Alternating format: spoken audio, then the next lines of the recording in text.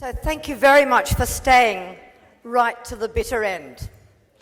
I hope I'm going to keep your attention. Good morning, good afternoon now to you all. I'm honoured and delighted to be standing here today as your new president.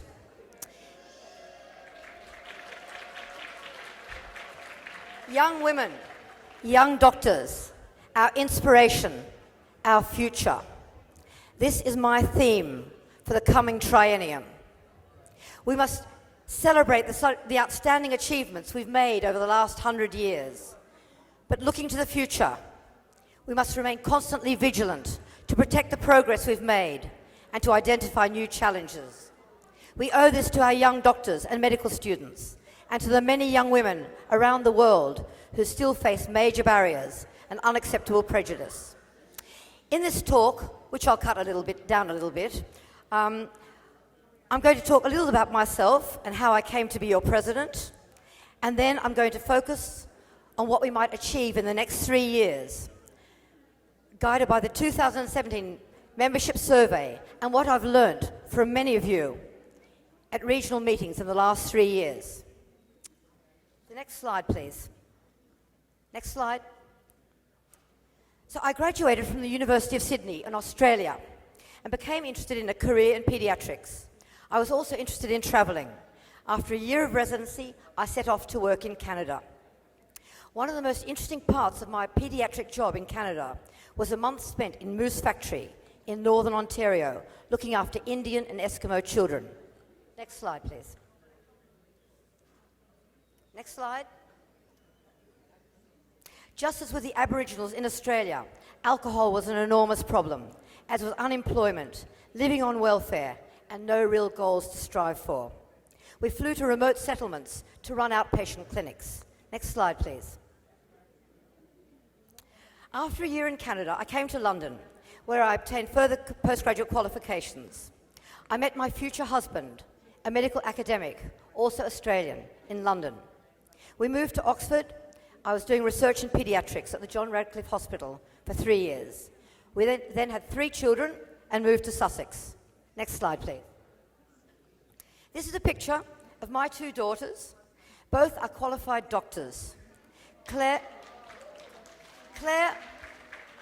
on the right is now a paediatric consultant in Edinburgh in the Children's Hospital, and Marguerite is an academic trainee in haematology doing a PhD in Cambridge.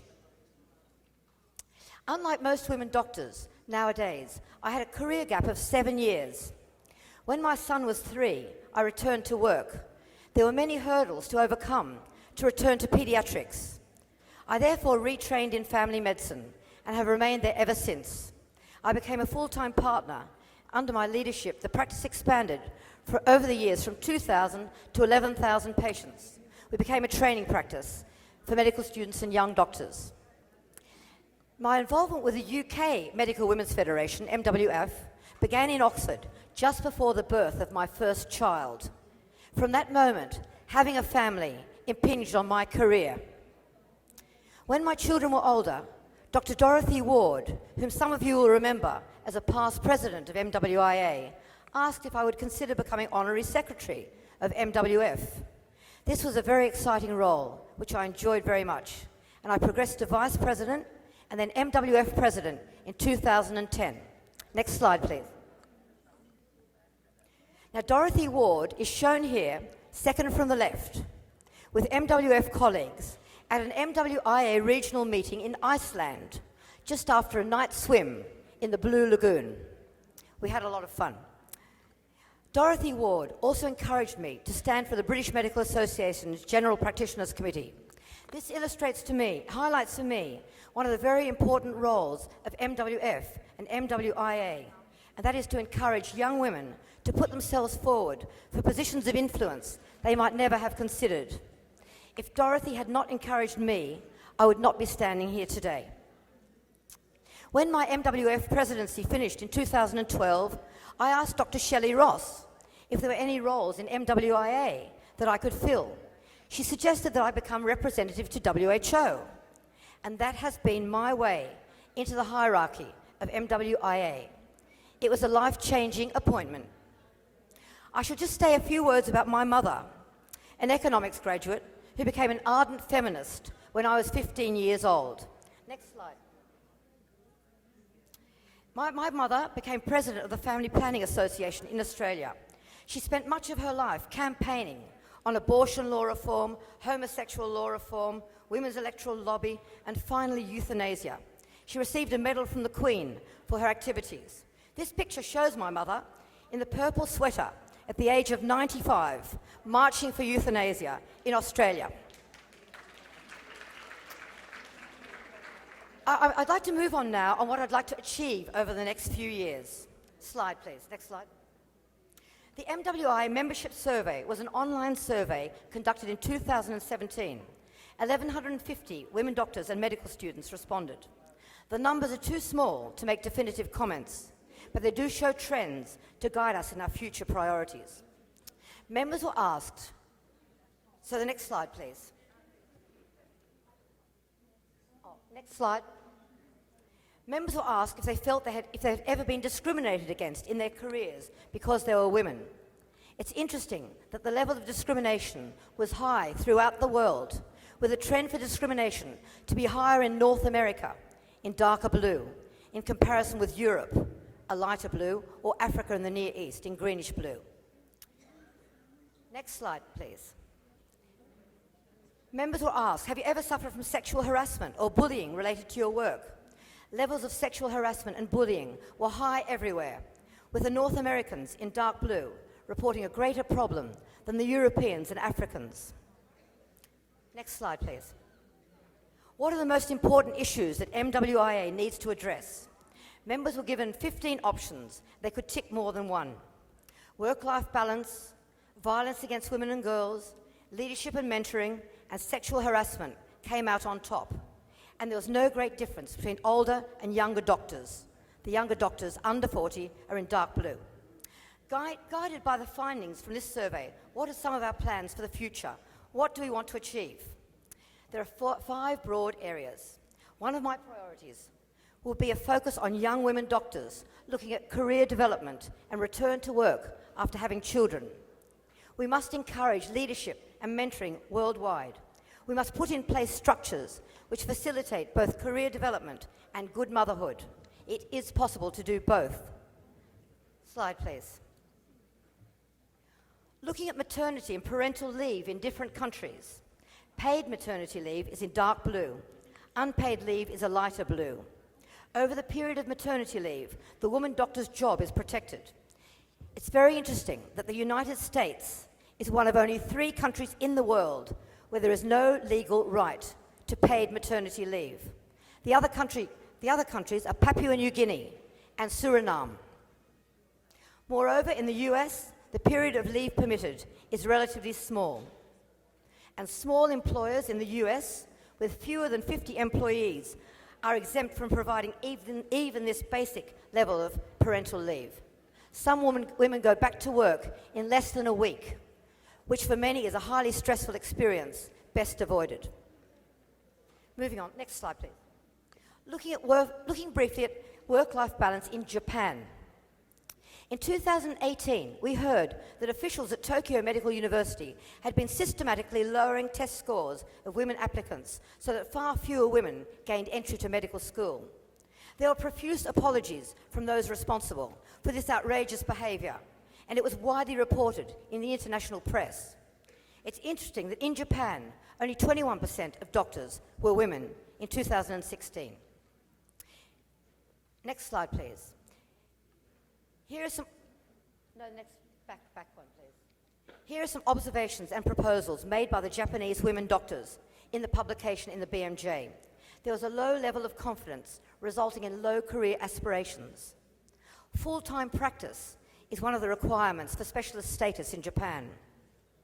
There's a need to cut down the long hours culture in medicine in Japan, and temporary posts should be introduced to cover maternity leave to reduce the burden on colleagues. Next slide, please. This is a quote from an article by my husband, actually, in Clinical Medicine a few years ago. The major burden of childcare still falls on the mother, but the key issue for parents and administrators is that the period of intensive childcare is limited, and once complete, both careers can proceed at full pace. Next slide, please. I think we need to accept there are times in childcare when women are indispensable. Next slide, please.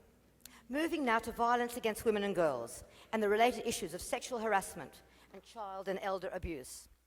MWIA have developed an online training module on violence, which has been used very successfully in workshops at our meetings.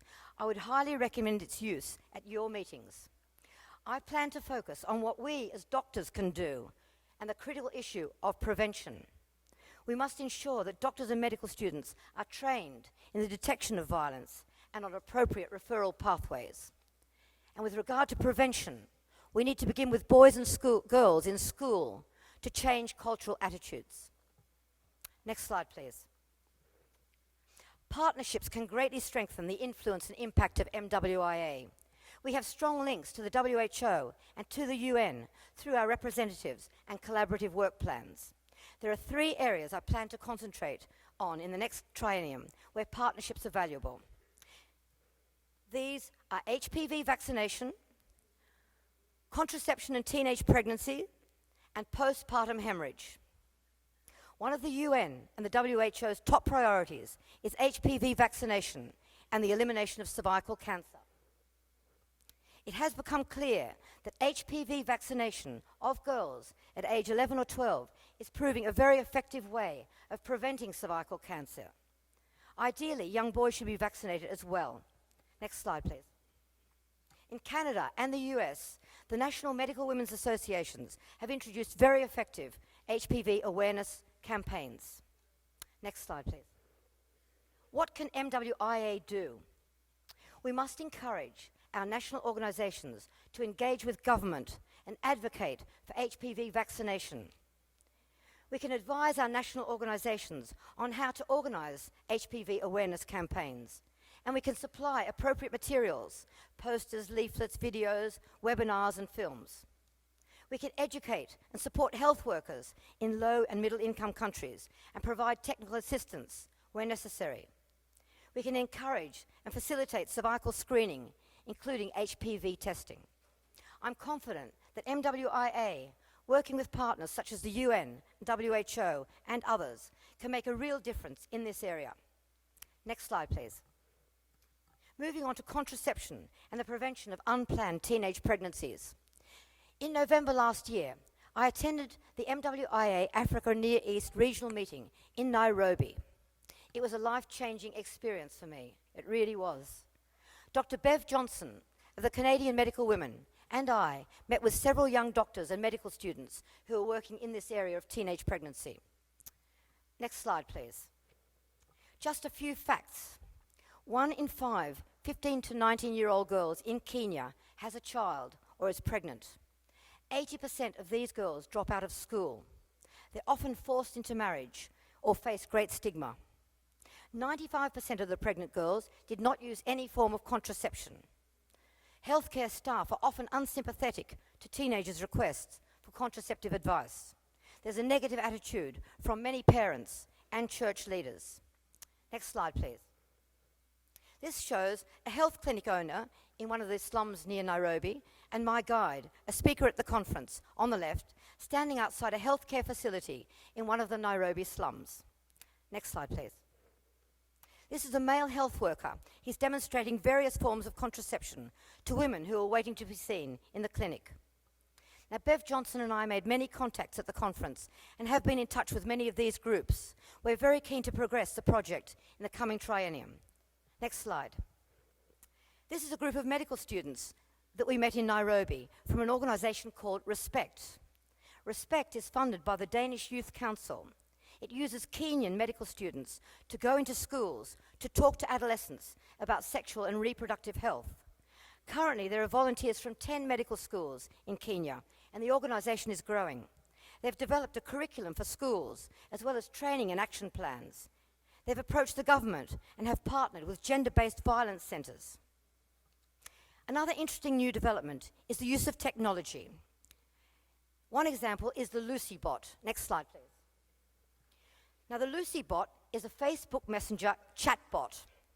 It was showcased at the recent Women Deliver conference in Vancouver at a plenary session chaired by Melinda Gates. It uses artificial intelligence and it's a reliable source of online information on contraception and sexual and reproductive health. It answers questions and points to resources. Users can talk to a doctor directly. Next slide, please.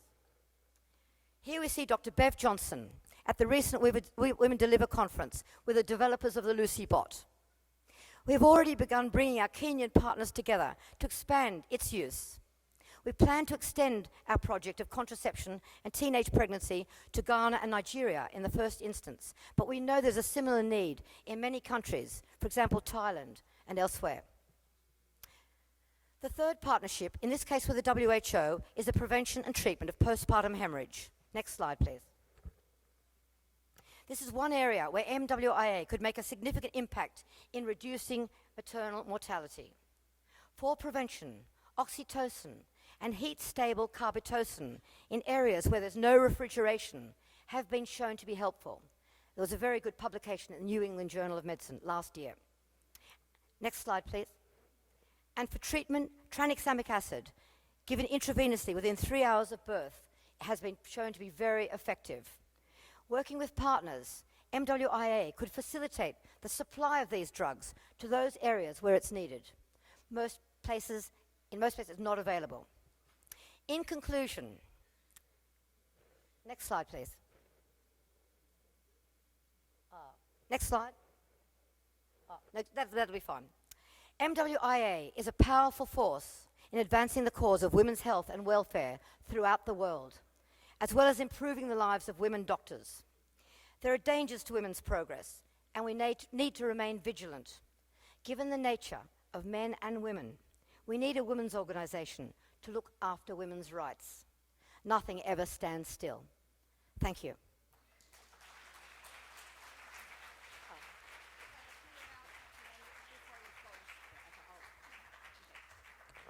So, of course, there's always a few last-minute announcements. So we had our individual member from Nicaragua come forward, but we now have our members from Mexico, Dr. Veronica Torres, and from Argentina, Dr. Kamika Uguchi, if you would like to come forward.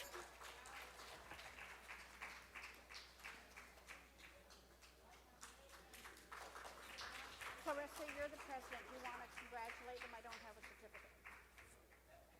Come over here for a picture. Over here for a picture. Clarissa, would you like to congratulate them?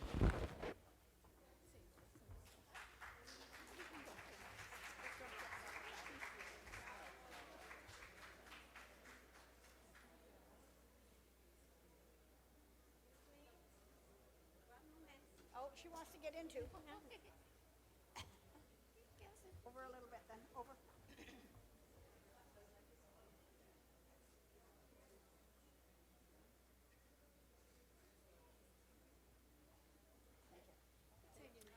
And AMWA had one very, very important award that got left on the table.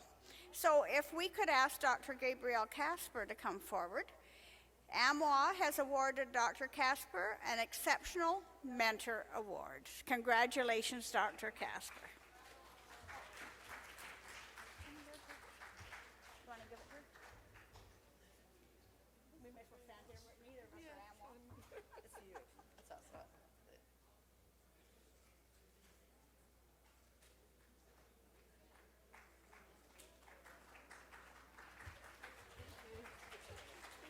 And I would like to and I would like to invite our Mali colleagues to the stage. And of course, my papers disappeared now, but a few moments ago, I read out that they were the third place winners in the residence posters. And if they would like to come forward, introduce themselves, and have a picture.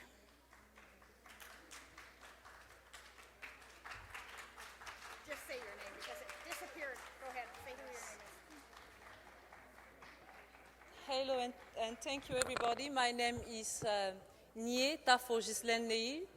I come from Mali and I'm very happy to receive this prize. And I dedicate this prize for all of the women which are suffering, which are beating every day in the world. Thank you.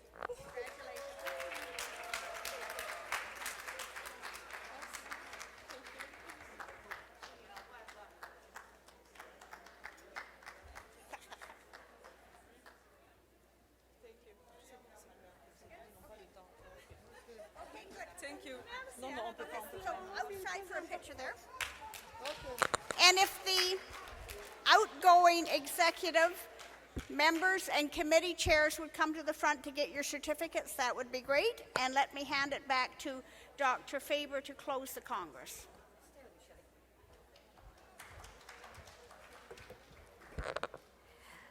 I'd just like to say, I'm sure you'll all agree, it's been a fantastic Congress, and I'd like to thank our American colleagues so much for organizing such a wonderful conference, especially led by Dr. Eliza Chin and her team.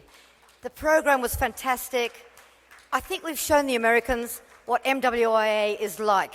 The fellowship, the happiness, the cheerfulness, the dancing, the music. But we've appreciated so much what they've done. Thank you very much.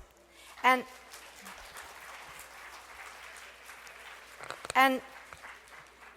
you know, I'd also like to thank Dr. Shelley Ross very much for her many years of what she's given to MWIA.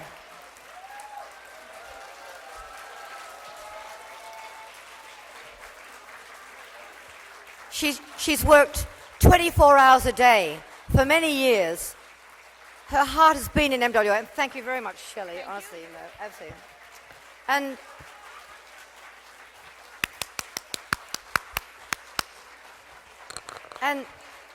And I'd like you